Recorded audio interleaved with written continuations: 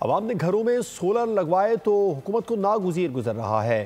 पहले कहते थे कि शहरी सोलर लगवाएं। अवाम पाकिस्तान के रहनुमा मिफ्ता इस्माइल कहते हैं कि हुकूमत ने सोलर पैनल्स इस्तेमाल करने वाले सार्फिन से बिजली 10 रुपये फ़ी यूनिट के हिसाब से ख़रीदने की मंजूरी दी है। जो 22,000 मेगावाट बिजली चोरी हो रही है वो हुकूमत को नज़र नहीं आ रही। मजीद बोले, पीपल्स पार्टी ने शुरू में कैनाल्स के मामले पर मुखालिफत नहीं की थी। अवाम का रद्दअमल आने के बाद पीपल्स पार्टी ने कैनाल्स के मामले पर मुखालिफत शुरू की। अब आपने ये पॉलिसी बनाई थी कि सोलर के अलावा कोई सलूशन नहीं है।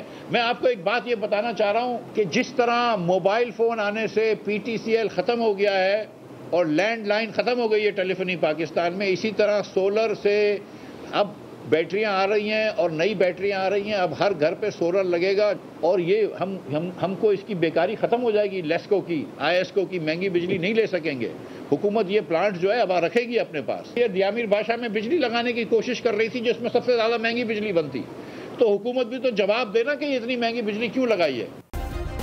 सब्सक्राइब करें और बेल दबाएं ताकि कोई खबर रह न जाए।